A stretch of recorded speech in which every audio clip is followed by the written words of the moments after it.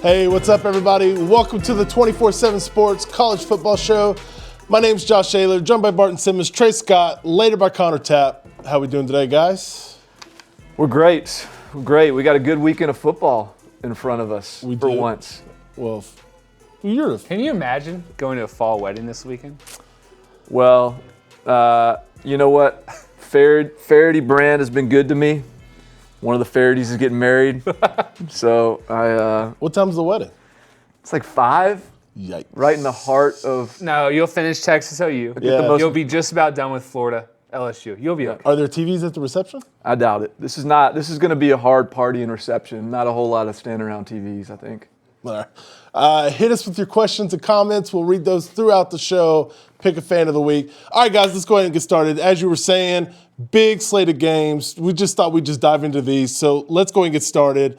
And I want to start with the game down in Baton Rouge, Florida at LSU. Of course you want to start with that. Oh, I guess it's at 7 o'clock. Okay, I stand correct. We kind of. All right, so Florida, LSU. Barton, we've asked you to kind of give us your key to each game. Start with Florida. Make every possession count. Well, I think, this is a totally different challenge for Florida this week than what it faced last week against Auburn. This week, LSU is going to be able to score. Florida could have the best defensive game plan in the world. LSU is going to find a way to get some points. That's the way this offense is built this year. It's fast-paced. It's up-tempo. It's a throw-it-around-the-yard offense, RPOs with big-time playmakers at receiver. So Florida could play great, and they're still going to give a few points. So to that end, offensively, it's got to manufacture some points, and it has to make the most of every drive. And whether that means possessing the football for an extended period of time, whether that means getting it into the red zone, switching field position, I don't think they can waste any possessions. I don't think Florida can have a lot of 3-and-outs in this game and expect to be able to hang in there. And they had a lot of 3-and-outs against Auburn, and we're still able to hang in there. So totally different challenge. I'm sure Dan Mullen's going to have a great game plan, but he's going to have to for that to work out. It seems like Dan Mullen has a special affinity for Kyle Trask. Are you there yet with him too? When you say take care of the football here, it almost kind of speaks to we might perceive Trask to be a game manager, and that's a good thing here. Do you have confidence in him going to Baton Rouge and winning this game? We'll get to that in the picks, but I think Kyle Trask is capable. I think he can do a lot of the things that Florida needs him to do to be successful. He's accurate. He can distribute. He's not as mobile, and particularly now that we've got some MCL strain issues, he's not going to be a guy that you're going to want to leave out there on an island. You leave exposed. So the quick passing game, and this plays into my LSU key too, which is jump the quick passing game, and that was how Florida found success against Auburn. Dan Mullen found some matchups that Kyle Trask was able to exploit at the receiver position, getting receivers on linebackers and making some quick throws that those guys, Freddie Swain, Joshua Hammond, those guys could turn into big plays.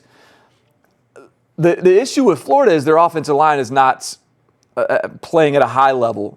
And so when that's the case, you can't do a bunch of 5-step, 7-step drops and look for this vertical passing game. So that's why LSU's got to be very aggressive, I think, in containing the quick passing game, because I'm not sure Florida's pass game can do a whole lot more than that. And that's not a commentary on Trask as much as it's a commentary on that offensive line. So if LSU can absolutely lock down that aspect, and that probably speaks more to Grant Delpit, Jacoby Stevens, Patrick Queen. Derek Stingley. I'm saying the perimeter guys, okay. Derek Stingley, Christian Fulton, those guys, yeah, they've got their task, which is challenging in itself, but I think it's more about who's going to be defending those slot guys, the inside receivers, to limit their success, because I think that's huge for stopping this Florida offense. Well, LSU's defense, the perimeter guys on the outside, they're not going to be giving up big plays. And I guess I'll go back to, I love your point about jump the quick passing game. That's how Texas had success against LSU,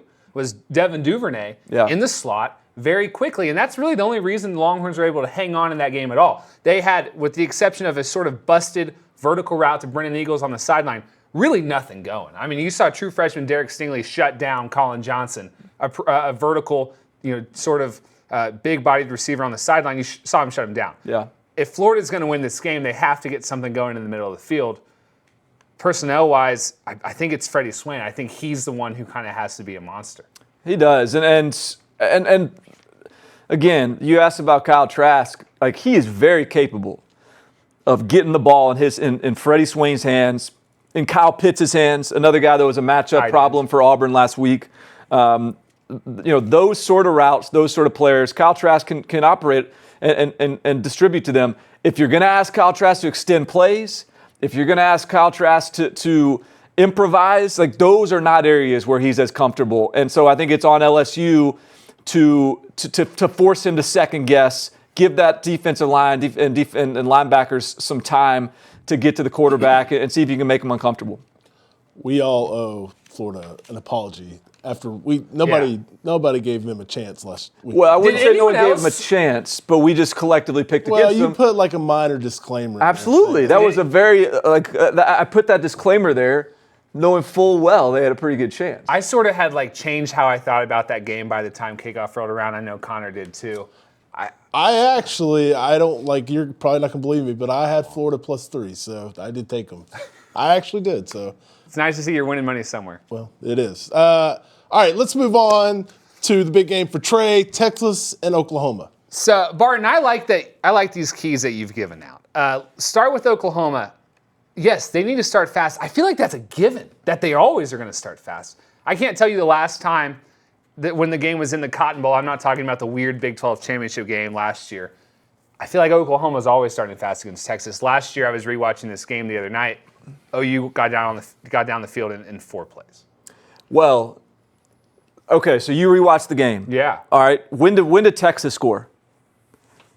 Did Texas score first, or did they score? Oklahoma scored first. Okay, and then Texas scored. Yeah. And then Texas got a turnover. Is that right? Yeah. And then Texas scored again. And then Texas started to pile it up. So that's exactly, I think, plays to Texas's role in this. They've got it.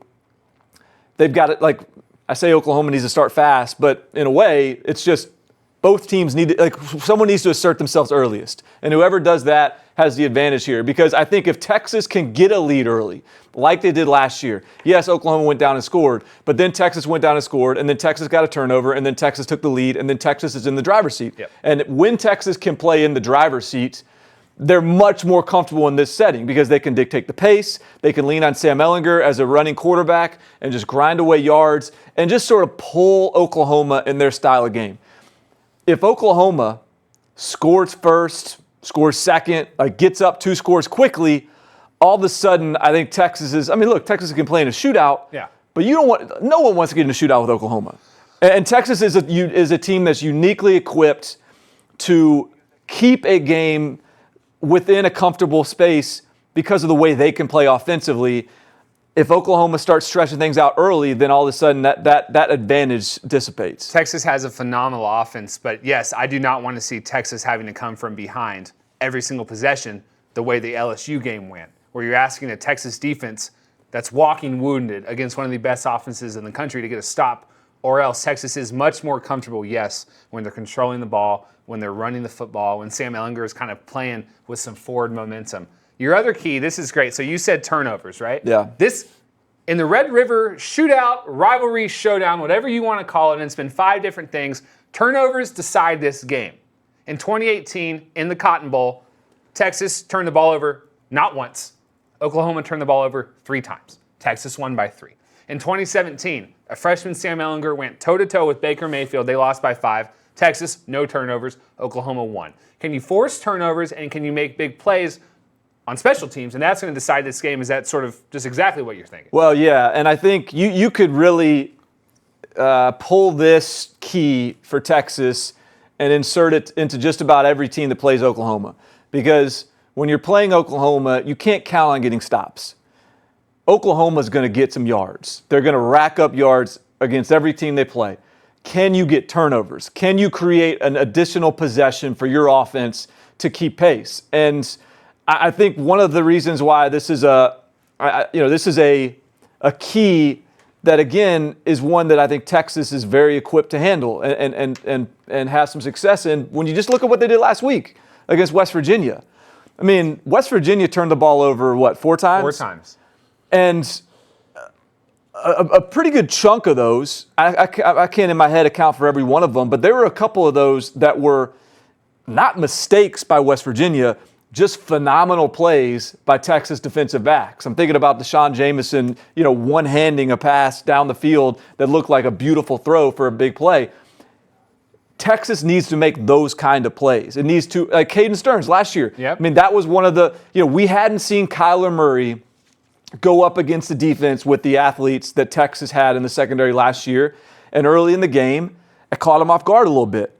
Now, Jalen Hurts has seen a few more defenses than Kyler Murray had at this point last year over the course of his career. So I don't expect that he's going to be rattled by the speed and athleticism of Texas' secondary.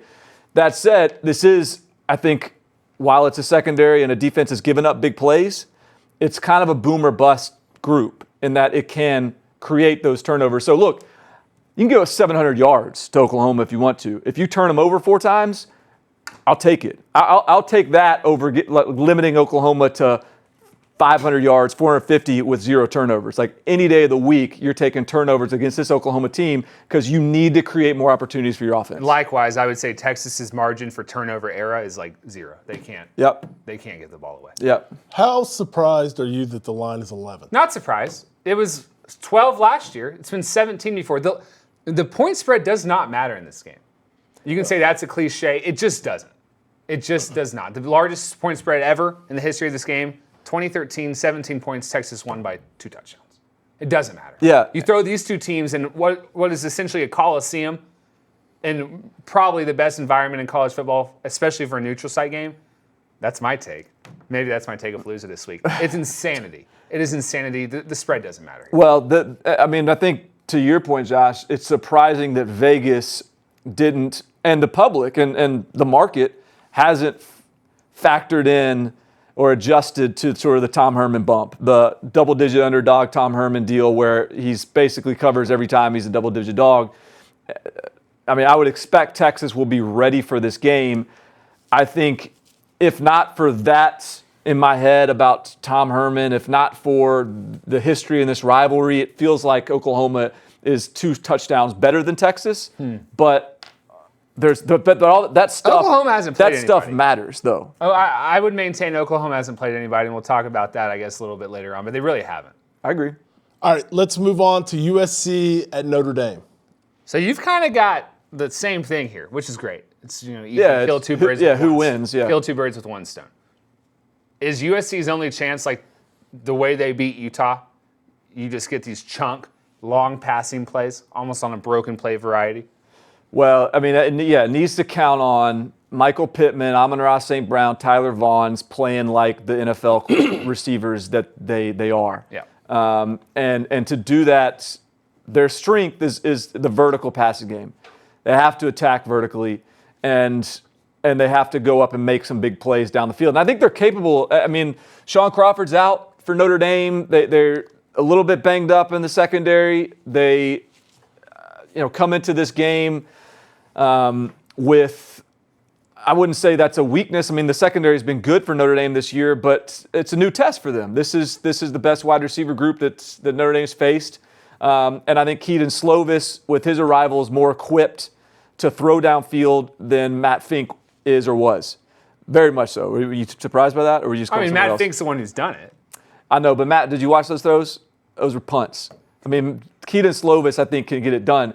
Now, so here, on the flip side, the whole keep everything in front of you game plan. Look at, and again, this was against Matt Fink, but if you look at what Washington did against USC, and that offense didn't get much against that Washington defense. They only threw it beyond 10 yards in the air 8 times, I think, all game. They completed 2 of them. One of them was a touchdown, but they also had 2 interceptions on those throws. So that success that Washington had, keeping everything in front of them, tackling, that's really what kept USC out of sync, kept them from getting rhythm. If you watched last year against USC, Notre Dame in that game was very disciplined in keeping everything in front of them. And conversely, Weird game. It was a weird game. But I think Notre Dame went into that game expecting SC to try to attack them down the field. They didn't. They took what the defense gave them, which was the short passing game. they just quick gamed them to death, and they scored a couple touchdowns early. Notre Dame settled in, started defending that a little tighter, and ended up pulling away and winning. But I think that if Notre Dame can do that again, force USC to stay very disciplined and just taking that quick game, I think that eventually that will win out. It's like you against USC, I think you're very comfortable giving up yards as long as you're not giving up big plays, because that's how USC beats you, is with the big play. And so I think that's going to be a really interesting dynamic to see who wins that tug of war of the downfield passing game. After that sort of lackluster Monday night game against Louisville, do you feel like Ian Book has bounced back enough, the quarterback for Notre Dame, to win these types of games for Notre Dame and to maybe elevate himself into the kind of guy who can maybe win a playoff game? I think it's about Ian Book is someone that is at the mercy of the players around him to a degree. He's a good quarterback, but I think if an offensive line is overwhelmed from a really good defensive front, I think he starts playing a little fast. If Chris Fink drops a couple passes, I don't think that's Ian Book as the type of quarterback that can overcome that. Now, Cole Kmet's emergence at tight end is huge.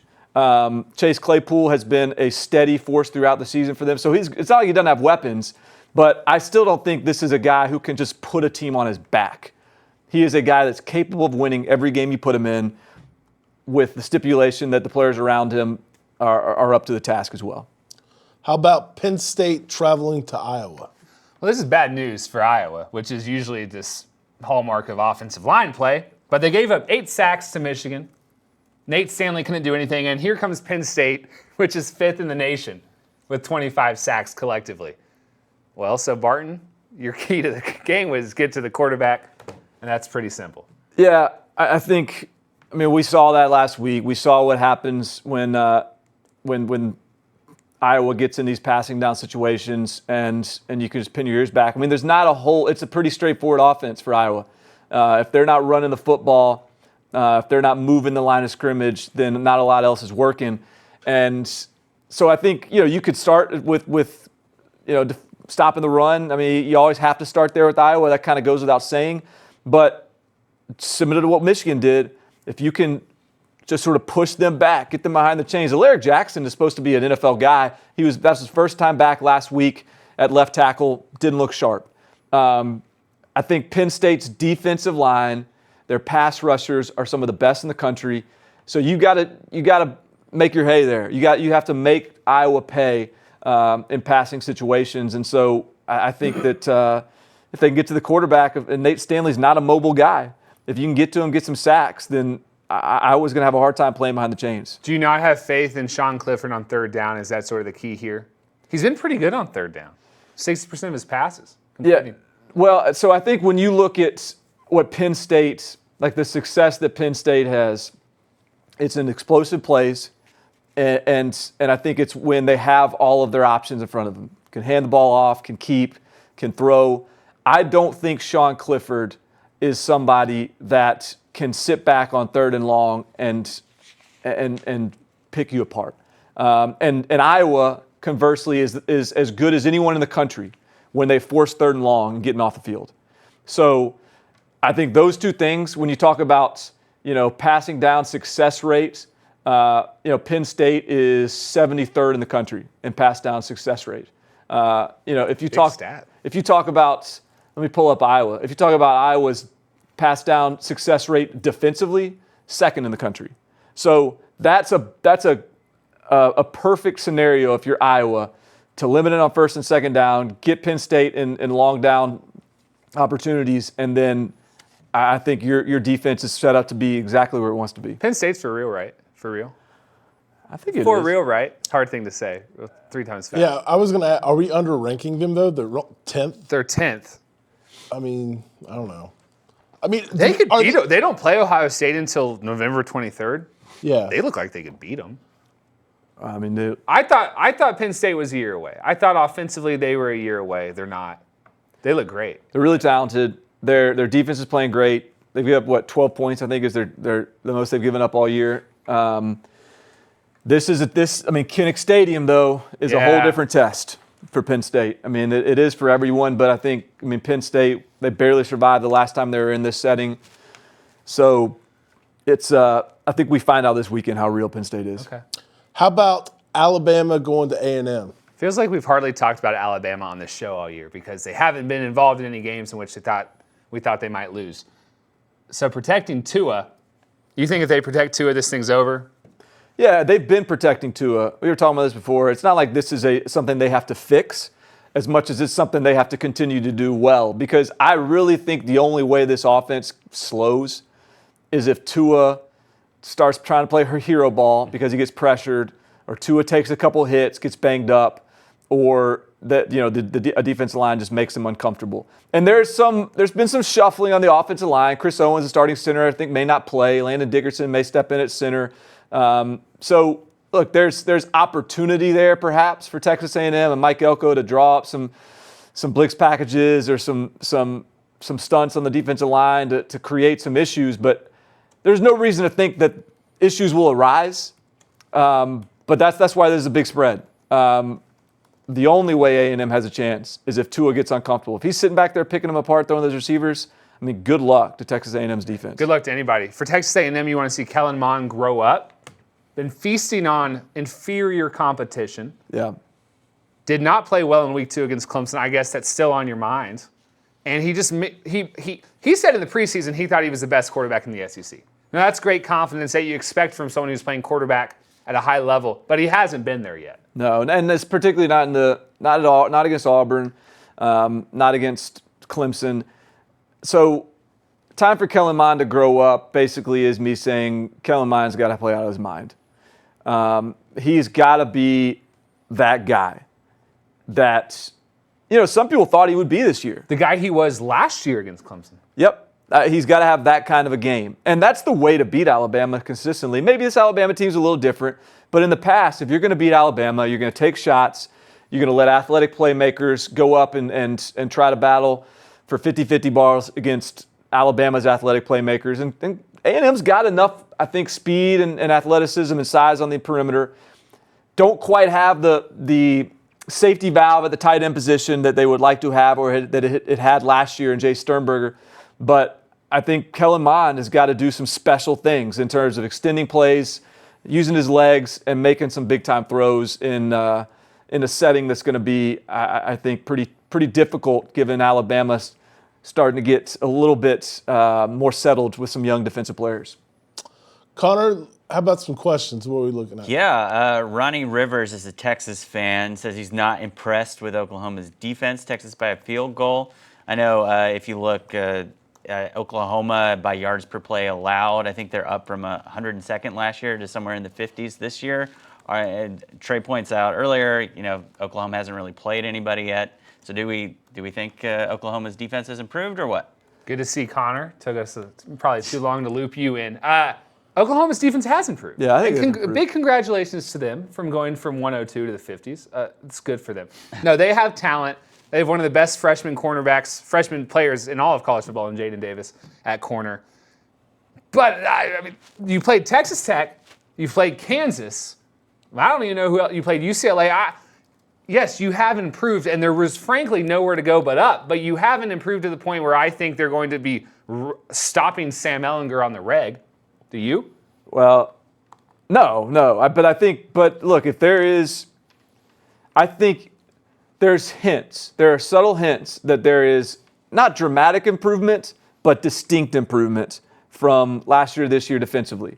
If there is distinct improvement, if that's true, if the hints are accurate, then I think Texas is in for some trouble. Oh.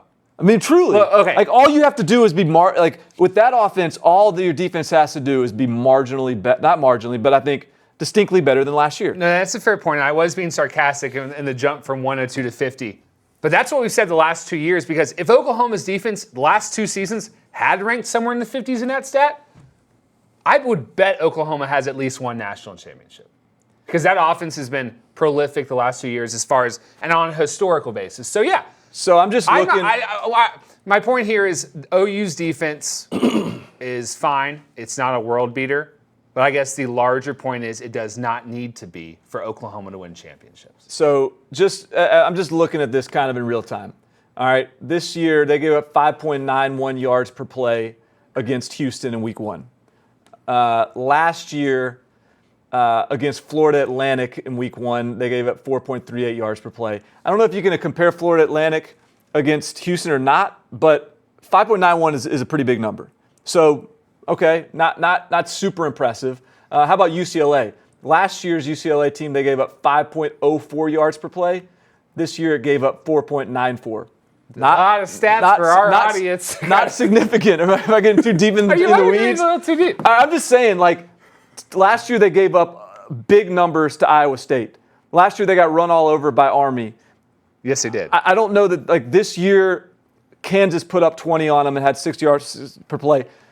So I guess that's a long way of saying we don't really know how improved this Oklahoma defense is yet. We do not. Yeah.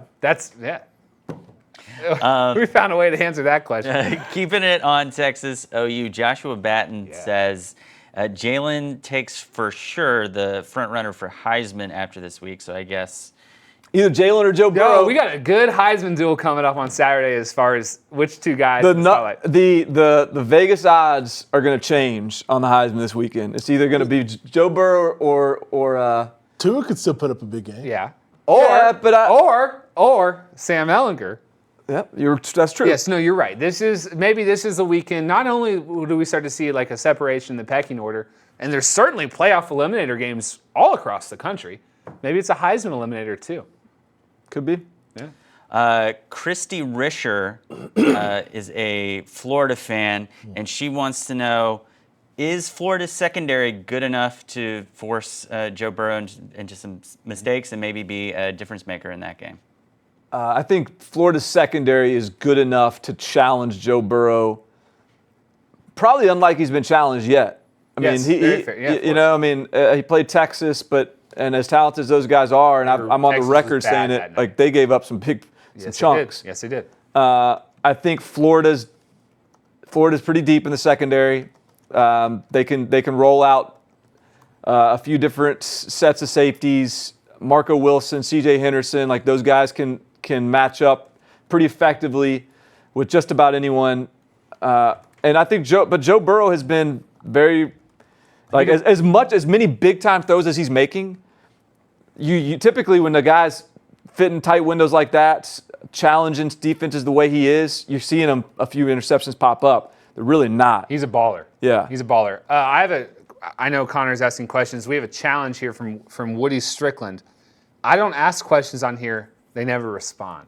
So Woody, I'm going to give you 10 seconds to type out your question, and I will personally respond to you immediately. But if not, will you please notice that we are taking questions from other comments? Caleb Schaefersman wants to know, what chances are you giving Nebraska against Minnesota if Adrian Martinez can't go? I'm not giving them a significant chance if Adrian Martinez does go. If Adrian Martinez is out for maybe an extended period of time, this season could be going off the rails for Scott Frost. I mean,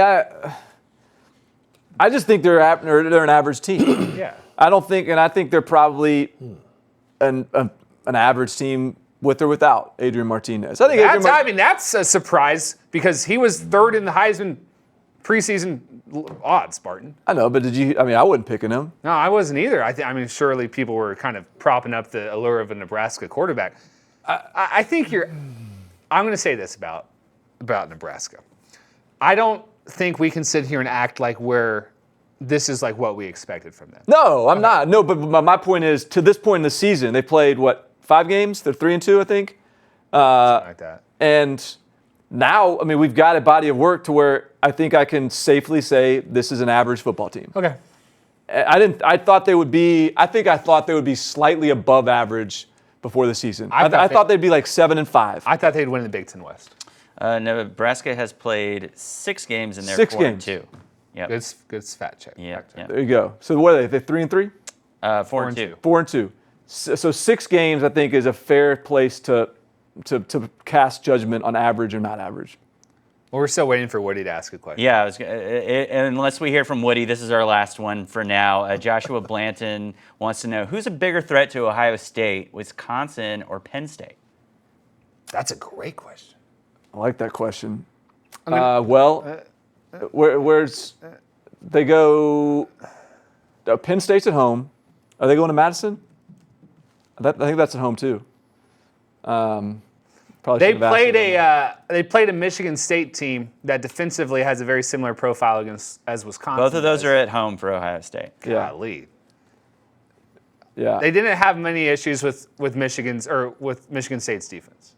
So I'm going to say Penn State because I think they can do things a little bit better offensively. I'm going to say Penn State too because I think as if you talk about, and I know we're getting ahead of ourselves, sort of breaking down games that are a few weeks away, but if you talk about a Wisconsin game that it gets into a slugfest, I think it's going to be harder for Jack Cohn to make some big plays, and I think Justin Fields is eventually going to get loose. Right. Tough for me to see that one. If Penn State, if they just get into some sort of a semi-shootout, I'm not saying just gets up to the 30s, kind of similar to the game last year. Big Ten shootout. Then all of a sudden, I think Penn State, could get a stop or a big play here or there that could change the game. Guys, breaking news, Woody has asked a question. All right, let's see what you got, Woody. Woody wants to know, is Georgia overrated, and what percentage does Florida have against LSU? Georgia's tied for third in the AP poll. So, yes, I think they're overrated. Okay. What percentage does Florida have against LSU? Why are you asking like that? What percentage That's does the question Florida I have asked. to beat LSU? I would say the percentage is 33%. Yeah, I'm with that. Like 35, something like that is what I was thinking. Of course, you can't just agree with me.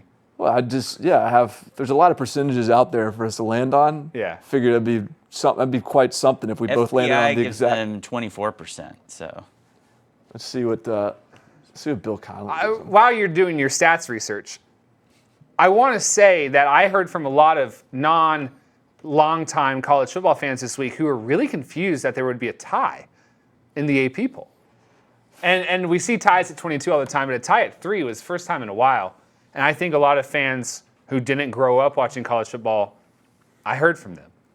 And they were flummoxed that college football would allow a system in which teams can be tied. But it doesn't matter anymore. It would matter if this was still the BCS and the AP poll factors into that. But it's just the playoff, and the playoff's not going to tie anybody. So that was my Bill strategy. Connolly from ESPN has the Florida's win probability at 33%. Wow, I didn't even know. Where would you have him then if they're He said overrated? Well, look, it was a very yes or no question. I said no because I would probably have Florida. I'm sorry, I would probably have Georgia 4th or 5th. Okay. It's not like I think they're bad. I just think LSU, Ohio State, Alabama are probably the cream of the crop right now. All right. Thank you for your questions. We'll hit some more up later. Kevin Boiler talks to Chip Brown at Texas at this week's Bowling Point. Hello everyone, welcome to Boiling Point, where we put our experts to the test by asking them a few pointed questions. With number 11 Texas taking on number 6 Oklahoma this weekend, the Red River rivalry has Big 12 tensions at an all-time high. With me today to discuss those tensions is Chip Brown of Horns 24/7. Chip, Horns down has become the most controversial hand sign in college football. Who's to blame for this being a story, the teams who flash it or Texas for finding it so offensive? Well, I think this whole thing has been misunderstood because it's really, if you use it in a taunting fashion, right?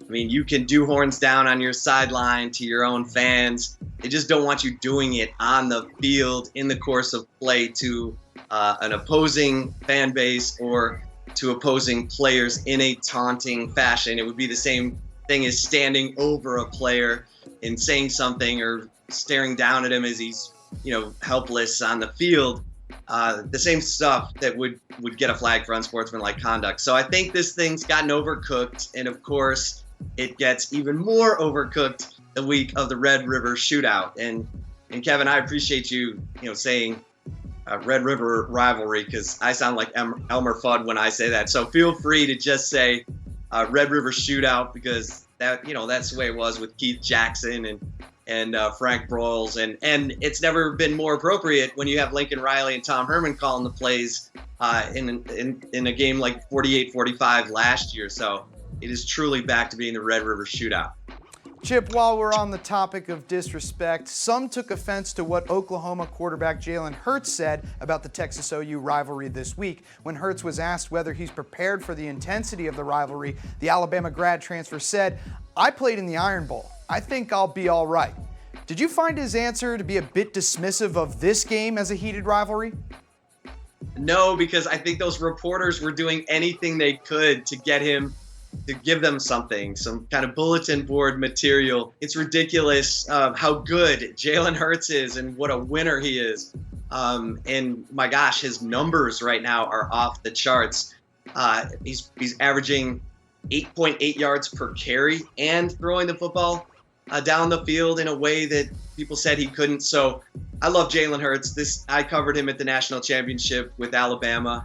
He's always been a man of few words. He's not a big charismatic guy, and his deadpan answers can be taken as as dismissive or nonchalant. But this guy's a killer. I mean, he is a contract killer. So Texas is going to have its hands full because this guy is going to make or break the Texas defense, and honestly, he's the impact player for OU in this game. Chip, thank you so much for stopping by. The Sooners and Longhorns will battle it out for Big 12 supremacy on Saturday. For everything Texas until then, follow Chip on Twitter and read his work over at Horns 247. Thanks, Kevin. All right, thanks, guys. So, Trey, you're a Texas grad. Mm-hmm. What's your thought about all this? What do you think about this? Okay, what do you think? Are you triggered? Are you triggered right now? I have a few things to say. Okay. Whoa. As far as the horns down goes, get your own hand signal. Boy. Get Texas's name and its likeness out of your head. Texas A&M does this too. Texas A&M's fight song is about Texas. It's about sawing the horns off. Oklahoma sells merchandise in which they're doing the horns down. That's just ridiculous. Like, sell merchandise, I'm like, figure out something else to do. So, now, secondly, I don't even care that much about horns down. I'm not that triggered by it. I feel bad, and I'm embarrassed. As you're screaming and sweating and veins are popping out of your head. The Big 12 has made such a big deal out of horns down. No. Listen, Texas has made a big deal out of horns down. No. The Big 12 made it a penalty. Texas didn't make it a penalty. So the Big 12, and everyone thinks Texas is crying to the Big 12 about this being a penalty, okay? Texas is not, this has been going on for my lifetime. This only started as a controversy because the Big 12 wants to make it a penalty. But then everyone says, oh, well, now Texas is whining and complaining to the refs about the horns down. I think horns down's silly. I think if you're doing the horns down, that means you don't have enough tradition at your own school to do your own original thing. But I also don't think that Texas fans are as triggered about horns down as you guys think they are. You know, every time Tom Herman or anyone at Texas, Sam Ehlinger, is asked about horns down, all they would have to say would be, not what you just said, where they go off on this rant. All they would have to say would be like, yeah, whatever, doesn't matter. Doesn't bother to me. They can do whatever they want. Instead, every time they talk about how disrespectful it is and how they won't have that kind of disrespect happening on their field. And like, it's just this. It is disrespectful. If they would just let it go, it wouldn't be a big deal. But I think the fact that they answer it in the affirmative, that this is like some sort of slight on their program. Because they have pride in their program. See, okay, the way I see this is if, like you said, I agree. If Oklahoma is doing this. Screenshot this. If Oklahoma is doing this in all of their recruit pictures. They are. I know. That's my point. Every time they're doing that, they're directing that to Texas. That, to me, is the greatest sign of respect you could have, that you are in someone else's head so much that I agree with your point. Okay. Their entire hand signal is not even catered towards their program. It's directed at their rival. That's great. Have at it. Bring it on. Look, Oklahoma beat Texas last year in the Big 12 title game, and the team photo is horns down. And, I respect Oklahoma. I like Lincoln Riley a lot. Come up with something else, guys. Get original. I mean, it's not easy. OU, this is easy. This is easy. Not to derail this. Sorry, but not to bring this into Ivy League rivalries, but I'm going to bring this into Ivy League rivalries. Well, I've got a Kentucky connection. Okay, well, there you go. Don't need to hear that. And if you try to bring something. So our rivals at Yale were Princeton and Harvard, okay? every week during Yale, as like Princeton and Harvard the last 2 weeks of the year. Yeah. During Princeton week, they would start selling shirts that said Harvard sucks, and on the back it would say Princeton doesn't matter. Okay, Princeton having it that they don't matter on the back of their shirt was a much bigger sign of disrespect than having Harvard sucks on the front of your shirt. Like that was a rivalry that both programs were leaning into. Mm-hmm. The Princeton sucks on the back was like that was a huge. My sister ran track at Princeton. When I would talk to her friends about that shirt, like they were like legitimately offended. If you want to offend Oklahoma, or if Oklahoma wants to offend Texas, don't care about it. Yeah. You're like, yeah, y'all can have that. Like, congratulations, we're in your dome. I mean, Texas says OU sucks. Texas says it's 12-11 and OU still sucks. The hand signals a lot, and I also wish the Big 12 hadn't made such a big deal out of it because now everyone's doing it. Texas was at West Virginia last week, and the West Virginia fans are doing the horns down. I'm like, Texas doesn't even West Virginia does not even register with Texas. How about Charlie Strong putting the UK logo in the urinals at Louisville? How about that? How's that for disrespect? I like it. Yeah, that's I would cool. embrace that. Yeah. I love that. Connor, do you think L's down. Do you think this is much ado about nothing? I don't know that I have much to contribute beyond what y'all have already said, but like I don't think OU continues to enjoy doing this as much if Texas fans aren't acting like the way Trey's acting right now. Whatever. Are you? There's a lot of great trash talk in this game, so I can't wait. BJ Foster told Jalen Hurts he better slide. Yeah, that was something. It's kind of a lot. All right, let's transition to Josh's big bet now. Josh, you keep losing money. Yep. Did he lose again? He lost again. Oh man, what are we? You're staked right now? I'm like down 44,000. So I'm Wow. going to hand Josh a bet, and he's going Just to reset. Yeah, Josh went to the World Series of Poker this summer, won 22 grand. Yeah. He's been flaunting his money ever AirPods, since. Like new hoodie. like you guys, this is brand new hoodie. family No, it's vacation. not. Like probably designer. Is this a designer hoodie? no. Works 2 days a week. So Yeah. anyway, we're going to hand you this bet, and you're going to open it, and you're going to read it out. And once you read it out, the clock will start. Okay. So you're going to have 15 seconds to look and deliberate and explain your choice. Are you ready, Colin? Get the clock go. South Carolina at Georgia. Georgia's a 24.5 point favorite. I like Georgia minus 24. Wow, laid a Wow. big number with huge 44 number. grand on the line. Yeah. Georgia barely covered 22 against Are you Tennessee going to last just, week. is it just the 22 grand, or do Well, you want to like double down and go 44 grand? Ooh. Am I allowed to talk about South Carolina? I was giving a South Carolina ban. You can talk about it. This is your big bet. You got 15 seconds. That's already expired. You have 15 more seconds. I was not impressed with their offense against Kentucky. I just don't. I don't know if they, maybe I'm wrong here. Georgia's defense is a lot better than Alabama's. South Carolina beat you guys 24-7. So anyway, 24. It should have been 44-7 if you watched that game. Kentucky couldn't do. They were 3-9 on offense the whole time. But whatever. Well, just bet. I just don't. You just sit I here like flaunting Georgia's- your money. I like Georgia's defense better than better. So all right. I'm sure it's another loss. So all right, where are we going from here? Let's take a palooza. Hot takes by these guys. Okay, I got one. Trey. I have been working on this one for weeks. So my take here is that Jimbo Fisher is the next Jim Harbaugh. What do I mean by that? Yeah, dig Rousing in. success in year one, taking over a program that hasn't really played for a national title in a while, but every indication says it should. Big money given out. You know what big money means? Big expectations. You know what big money means? Down the road, if the day ever comes, big buyout discussions. Right now, Jim Harbaugh's $15 million buyout is a number that all college football fans love to cite. Texas A&M barely beat horrible Arkansas the other Saturday. Texas A&M fans weren't happy. Jimbo Fisher has another chance Saturday to prove he can win a big game. Probably going to come up short. I like Jimbo Fisher. I think he's a really good coach. I think he's an elite college football coach.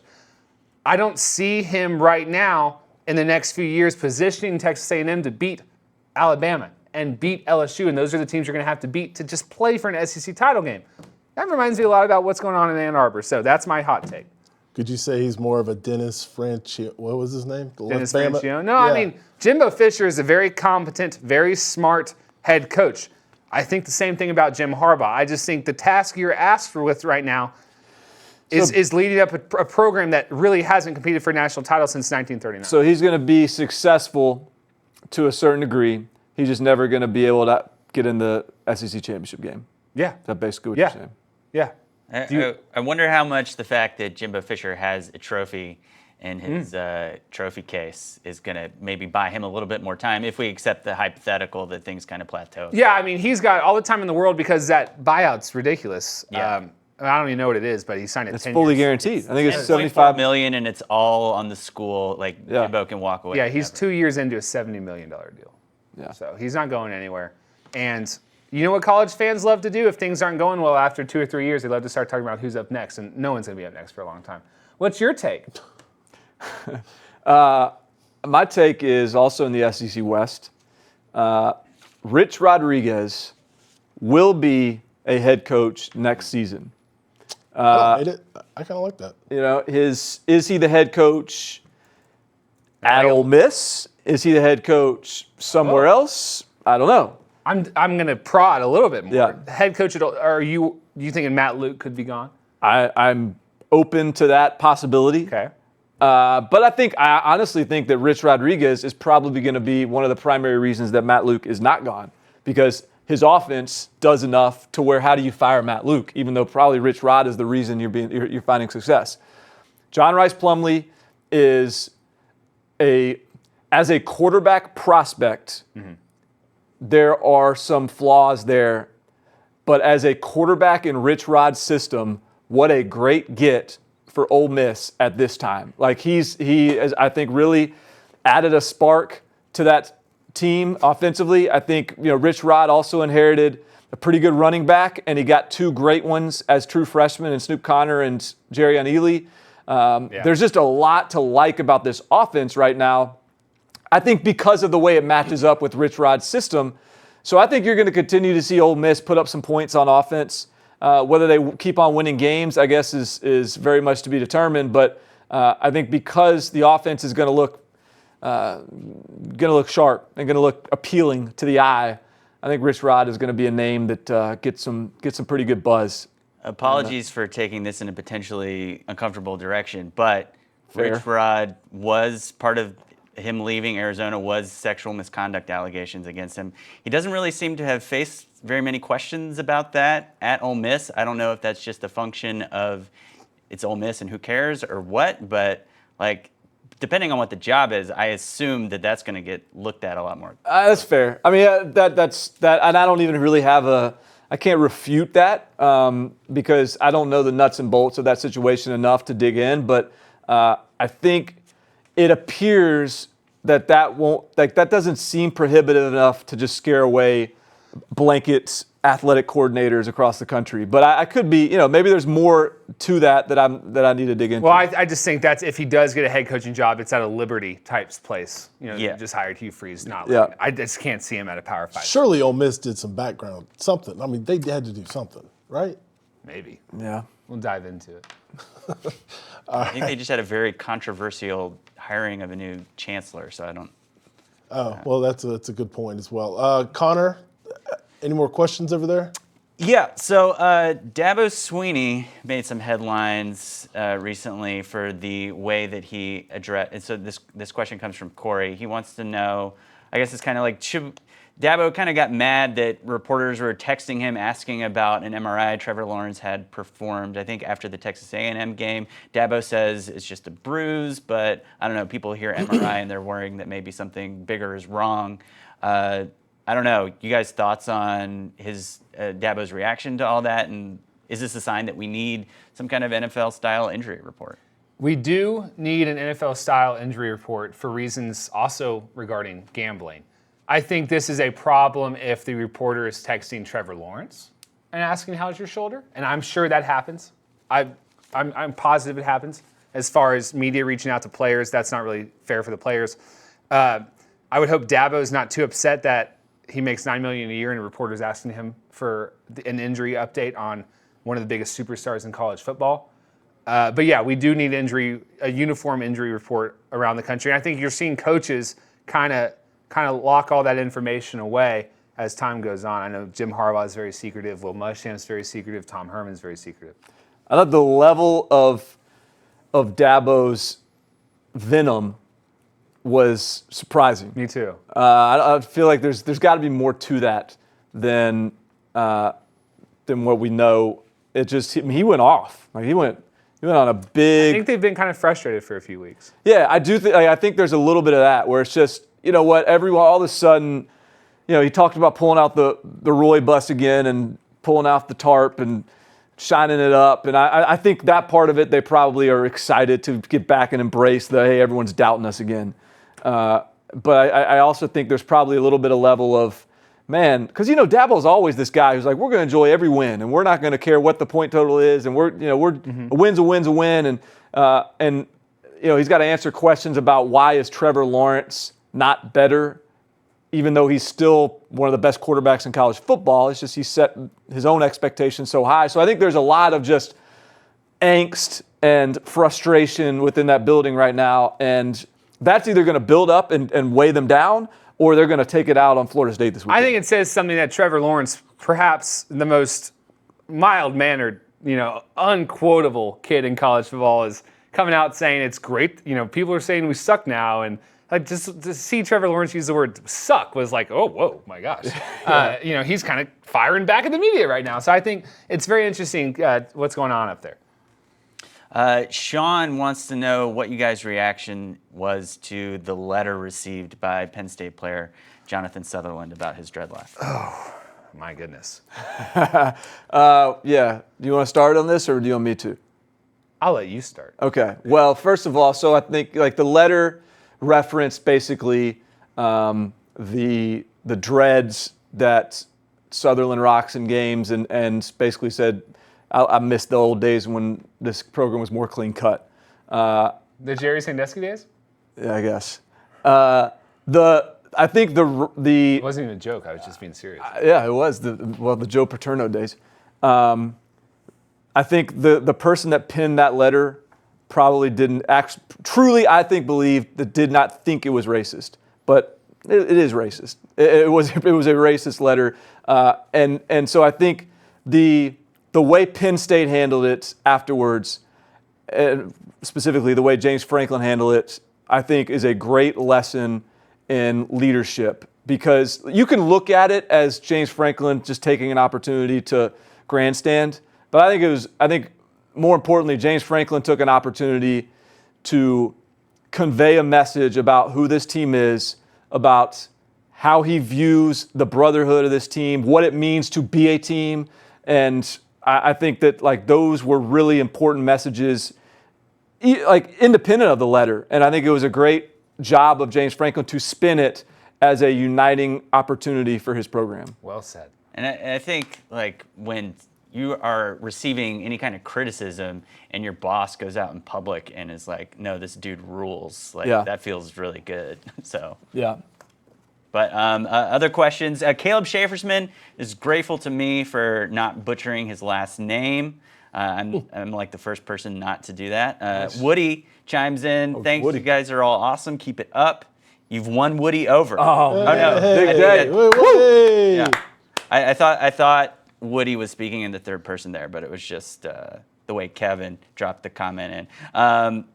Scott Swan is really excited about Ohio State and Wisconsin coming down the line. Justin Fields going ahead to get head-to-head with Jonathan Taylor. And Joshua Blanton, if Florida wins, he says if Florida wins, UGA gonna be like eyes emoji. So let me translate that into something that like pushes the conversation well forward. said. Well, then Connor. Georgia's like, oh, we're not going to walk through the SEC East. I think that. Yes, it like that's. I kind of like the way he phrased that question actually, because Very, like, I think if Florida wins, it would be fun to see the Georgia emojis in that they would emit, that they would transmit. Because when Felipe Franks got hurt, we said, okay, wrap it up. Season's over. SEC East is won. Maybe not. Well, Maybe world's largest outdoor but also cocktail we've party been is looking kinda at interesting. like that Miami game, that Florida Miami game. We left it being like two flawed teams. Right. Good contrast on winning Florida, and then Florida I mean, they just didn't really have an impressive win until Auburn. Impressive in terms of the performance. If they beat LSU, then I think then all of a sudden you're talking about a Florida team that's doing this. Like every game they're getting better. And so all of a sudden, yeah, it's a new landscape. Great job by saying Felipe, by the way. Yeah, and by the way, Woody says Trey's the man. I just kind of. All right, Woody. Are you Woody? All right, Woody. I am Woody. Yeah. All right, thanks, Connor. Woody used to be our fan of the week, but now we're going to go to our actual fan. Well, speaking of fan of the week, this week it is Jeff Thompson on. I thought it was on Facebook. Bama guy. It is a Bama guy. I think he's looking for your assurance. Bama is just running basic vanilla offense and defense. More complicated schemes are waiting on stiffer competition, so the opponents will not be able to prepare for schemes. Would that be a fair assessment? I don't know. Well, I mean, I think that more likely, I think probably Bama's running some simpler stuff, particularly defensively, because they got a bunch of true freshmen playing. And I think it's about getting those guys to play fast and play confident early in the season so that as the games get bigger and the stakes get higher, then those guys will be ready. And then maybe they can add some wrinkles. But I don't dispute that might be the case, but I think it's as much about building confidence for their young defense as much as it is about holding out for bigger opponents. I think Alabama's defense, I don't think anything matters until November 9th against LSU.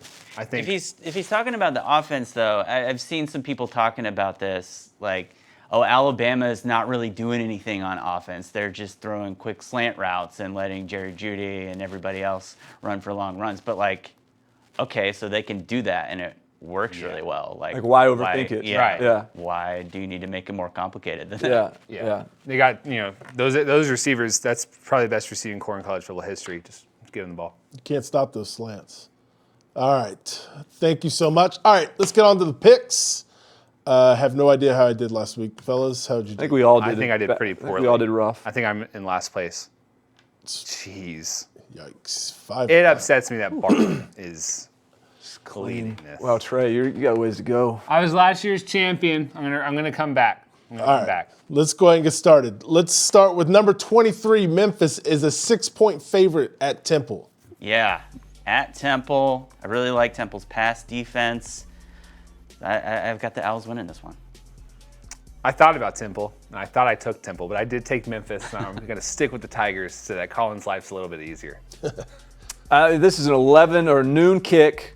This is on the road in Philly for a Memphis team whose offense, they've had some flashes, but I just don't think this is as explosive an offense as we're used to seeing from Memphis.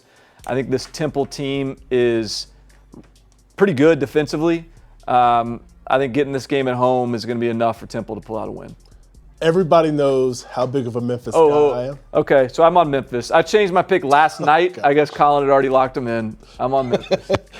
Everybody knows how big of a Memphis guy I am. I'm taking Memphis. I thought we were going to get through with one season and not being a diva. Yeah, Nebraska at Minnesota. Minnesota's a 7.5-point favorite.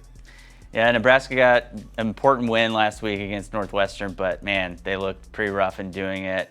Minnesota, I got the go for staying undefeated. Yeah, Adrian Martinez is out. Minnesota. Adrian Martinez is probably out. I think there's still like a small chance maybe. If Adrian Martinez even plays, I'm going Minnesota. Okay, I'm with you. I also think Minnesota, with or without Adrian Martinez. Minnesota's low-key got one of the better wide receiver groups in the country. I think Nebraska, as I mentioned, just isn't. They're an average team. Now they got to go on the road at night in Minnesota, a team that has not dominated its opponents, but I think has played some pretty good teams. I mean, even South Dakota State, like that's a tough FCS opponent that no one really wants to play a team like that. I think Minnesota is better than Nebraska and wins. Got to sweep. I'll take Minnesota. Penn State's a 3.5-point favorite at Iowa.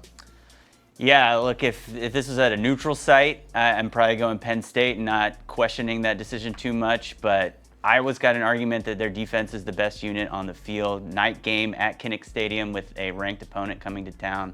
It's one of the more unique environments in college football. I'm going with the Hawkeyes. I'm sitting here in last place on the picks, and two of my competitors are going with Iowa. I think Penn State is an easy pick here. I'm resisting not making fun of Connor because of the whole Baylor thing that backfired.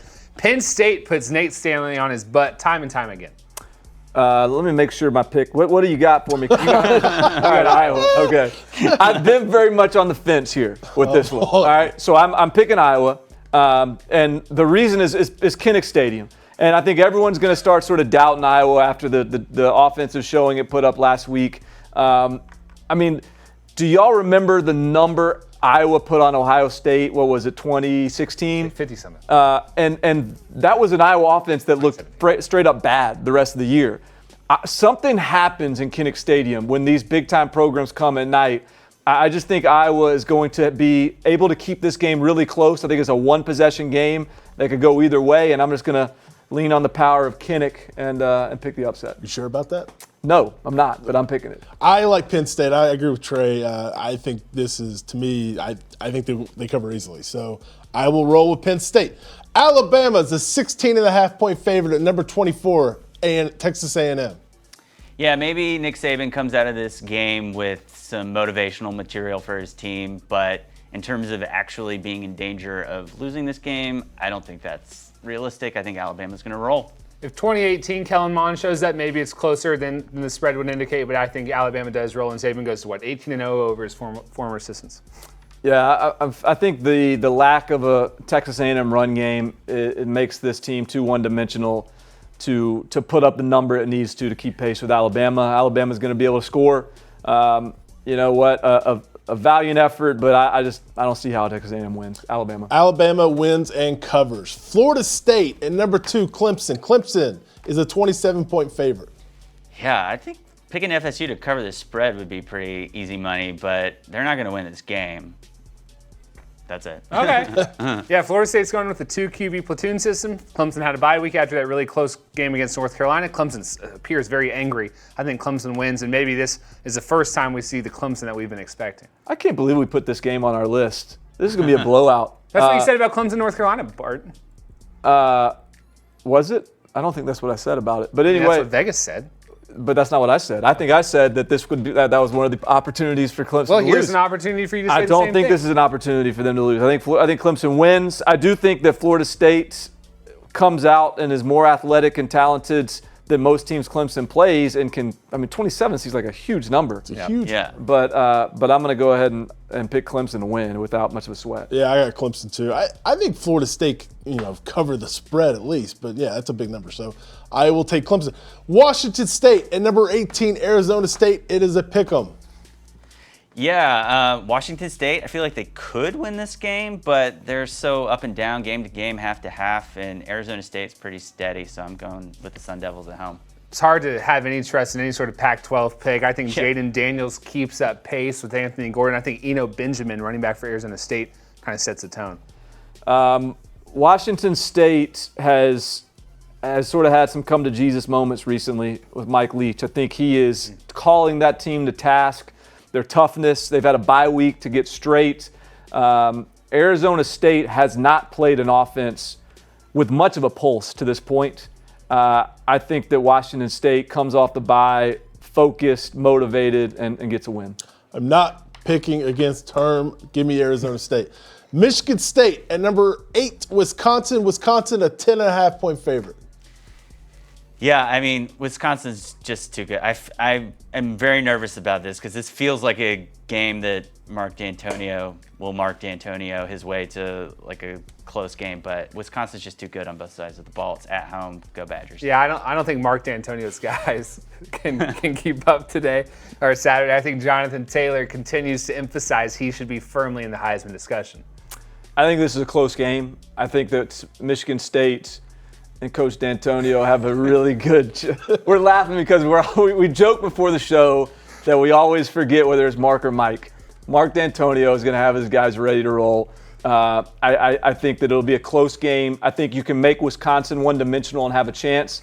I think Wisconsin wins, but I do think this is sort of an upset spot to keep an eye on. Not me. I like Wisconsin, and I like them to cover. Give me Wisconsin. USC is traveling to Notre Dame. Notre Dame is an 11-point favorite.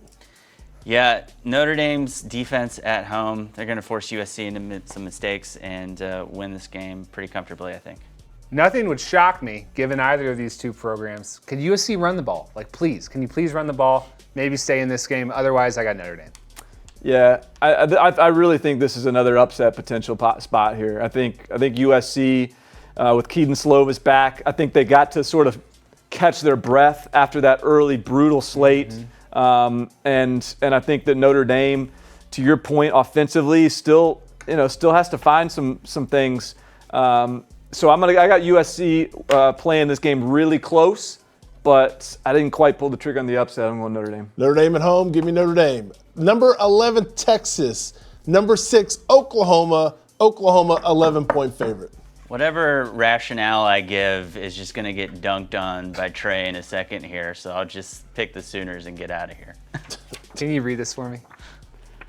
Trey says Texas 49, and Trey says Oklahoma 38. Dang, I wanted you to read it out so that when Texas does win 49-38, you get your little pedestal clip moment so that you can say you picked the upset. Texas will win, throw out the point spreads, big special teams plays, big defensive plays. Sam Ehlinger outduels Jalen Hurts. And congratulations on your emotional response to this opportunity. I am going to be more reasoned in my take. I think Oklahoma is the better team. I think they have the better offense. I think they're deeper. I think they're more talented. I think Texas is doing a good job of improving that program incrementally year over year. But this is not the year that they're ready to beat Oklahoma. Oh, what about last year? This is not that year. This is this year. Oklahoma. I wanted to do it. I did, but I got to go Oklahoma. It helps me make up ground. You guys are sleeping. All right, go ahead. And finally, number 7, Florida, and number 5, LSU. LSU's a 13.5-point favorite. Yeah, I think we all know how good LSU's offense is. I'm not really buying the concerns about their defense based on what Texas being able to move on the ball on them and Vanderbilt being able to move the ball on them in garbage time. I've got LSU by about what the spread is, a couple touchdowns. I've got LSU. I don't really have much else to say. I'm still honestly feeling emotional that I was the only one who picked Texas and shocked here. LSU is the real deal. Joe Burrow, I think he throws for 5 touchdowns. Yeah, I was trying to figure out how Florida was going to win this game, and I can't figure it out. I still think that there's just too much firepower on offense for LSU.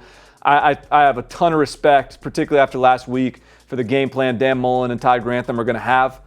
I just think at some point they're going to fail to keep pace. LSU's got too much on offense. LSU wins. Yeah, I just don't see any way. I got LSU. I mean, I said this last week against Florida, when they played Auburn, but I like LSU here.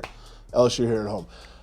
Ooh, it's gonna be a weekend. Okay, so Trey, you're actually going down to the Texas OU game. My dad and I are going. I'm flying out tomorrow. Tomorrow. Yeah. So any fans, come say hello, take pictures, autographs. I don't think. I know that would thrill you. I would thrill me if someone asked me for my autograph. Yeah, someone asked for a selfie with Trey. Somebody gotta say hello. It'd be great for his confidence. I've been with Barton at the airport when he was recognized, and he was thrilled. He clicked his heels, and I think I would have had the same response. So yes, please, someone come find me in the Fletcher's Corny Dog line. Don't do anything weird, but you can ask for my autograph. Get something fried. You can get something fried? Sure, fried beer. Great. Yeah. I'll have pictures to report back to you on the show next week. All right. Well, thanks so much, Barton, Trey, Connor, everybody in the back, Colin, Aaron, Mike, Kevin. Yeah. Thank you so much. We'll see you next Ted. week. And Ted.